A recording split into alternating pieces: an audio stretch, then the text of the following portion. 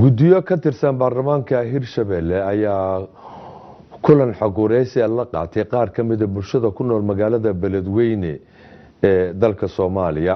Faafintaasi waxa inoo haya Cabdiraxmaan Wadani.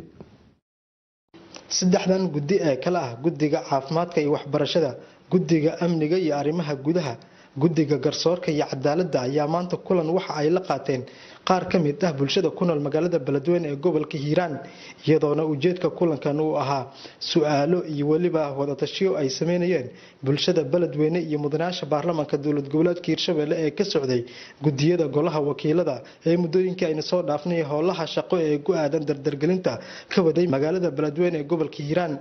marka uu soo idlaaday kulanka kadib ee su'aalaha ay waliba wada tashiga ay isdhaafsadeen labada dhinac ayaa warbaahinta waxa la hadlay qaar ka mid ah mudanaasha baarlamaanka dowlad goboleedka Hirshabelle ee guddiyada matalayay gobolka Hiiraan.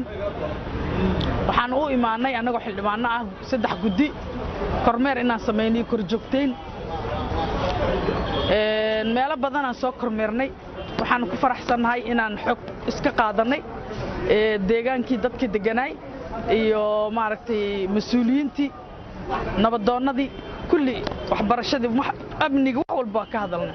waxaan ku waradaa waxay ku hadleen waa laga qoray waxaana loo gudbi doonaa insha Allah billahi kariim baarlamaanka Hirshabelle iyo madaxda Hirshabelle waxay go'aan aan halkaas geeyni doonaa. runtii shirka jiraayid wuxuu ku saabsan yahay maanta sidaan waxa isugu yimid mataqaanaa bulshada qaybaheeda kala duwan sida mataqaanaa culimada diinka, odayaashii dhaqanka, dhalinyaradii iyagoo mataqaanaa la kulmay maanta baarlamaanka dowlad goboleedka Hirshabelle qaasatan guddiyadiisa baarlamaanka. runtii waxaan ahayn saddex guddi: guddiga waxbarashada iyo caafimaadka, guddiga arrimaha gudaha iyo guddiga cadaaladda iyo garsoorka.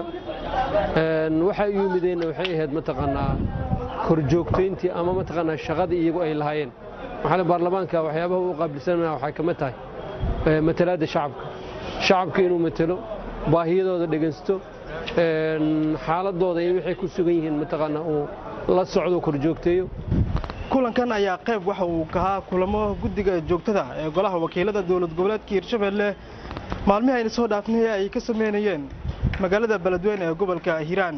Cabdiraxmaan Xuseen Cumar Wadani, warbaahinta qaranka, Beledweyne.